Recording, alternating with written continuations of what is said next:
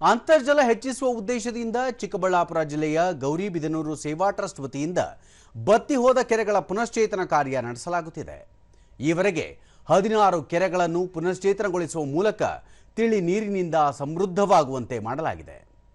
ಜಲಮೂಲಗಳ ಸಂರಕ್ಷಣೆ ಕುರಿತು ಅರಿವು ಮೂಡಿಸುವ ಸಲುವಾಗಿ ತಾಲೂಕಿನ ಗೋಟಕಾನಪುರದಲ್ಲಿ ನಿನ್ನೆ ಕೆರೆ ಹಬ್ಬ ಹಮ್ಮಿಕೊಳ್ಳಲಾಗಿತ್ತು.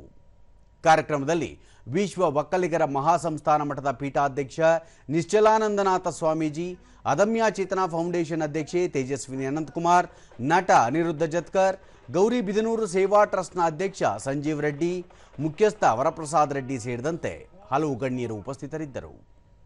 ತೇಜಸ್ವಿನಿ ಅನಂತಕುಮಾರ್ ಮೇಡಮ್ ಅವರು ಪ್ರಸಾದವನ್ನು ಸ್ವೀಕರಿಸಲಿಕ್ಕೆ 2 ವರ್ಷಗಳ ಮುಂಚೆ ಅವರು ಪೂರ್ವಾಶ್ರಮದ ದೂರದರ್ಶನದೊಂದಿಗೆ ವರಪ್ರಸಾದ್ ಸರ್ಕಾರ ಮತ್ತು ಸ್ಥಳೀಯರ ನೆರವಿನಿಂದ ತಾಲೂಕಿನಲ್ಲಿ 178 ಕೆರೆಗಳ ಪೈಕಿ ಈವರೆಗೆ 16 ಕೆರೆಗಳನ್ನು ಪುನಶ್ಚೇತನಗೊಳಿಸಲಾಗಿದೆ. ಕೆರೆಗಳಲ್ಲಿ ಹೂಳು ತೆಗೆದ ಫಲವತ್ತಾದ ಮಣ್ಣನ್ನು ರೈತರ ಹೊಲಗಳಿಗೆ ಬಳಕೆ ಮಾಡಲಾಗುತ್ತಿದೆ ಎಂದು ತಿಳಿಸಿದರು.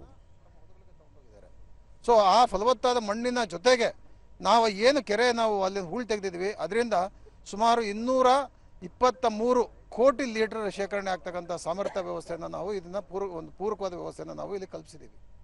ತೇಜಸ್ವಿನಿ ಅನಂತಕುಮಾರ್, ಗೌರಿಬಿದನೂರು ಸೇವಾ ಟ್ರಸ್ಟ್ ವತಿಯಿಂದ ಜಲಮೂಲಗಳ ರಕ್ಷಣೆ ಮಾಡಲಾಗುತ್ತಿದೆ. ಕೆಲವೇ ವರ್ಷಗಳಲ್ಲಿ 16 ಕೆರೆಗಳನ್ನು ಪುನಶ್ಚೇತನಗೊಳಿಸುವ ಮೂಲಕ ರಾಜ್ಯಕ್ಕೆ ಮಾದರಿಯಾಗಿದೆ ಎಂದರು.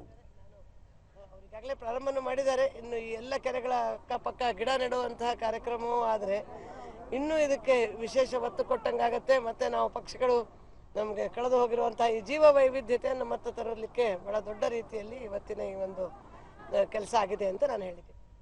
ನಟ ಅನಿರುದ್ಧ್, ಗೌರಿಬಿದನೂರು ಸೇವಾ ಟ್ರಸ್ಟ್ 24 ಕೆರೆಗಳನ್ನು ಪುನಶ್ಚೇತನಗೊಳಿಸುವ ಗುರಿ ಹೊಂದಿದ್ದು ಈಗಾಗಲೇ 16 ಕೆರೆಗಳನ್ನು ಪುನಶ್ಚೇತನಗೊಳಿಸಿದೆ. ಜಲ ಸಂರಕ್ಷಣೆಯ ಈ ಕಾರ್ಯ ಪ್ರೇರಣಾದಾಯಕವಾಗಿದೆ ಎಂದರು. ಈಗಾಗಲೇ 16 ಕೆರೆಗಳ ಪುನಶ್ಚೇತನ ಮಾಡ್ತಾ ಇದ್ದಾರೆ. ಆ ಒಂದು ಕೆಲಸ ನಡೀತಾ ಇದೆ.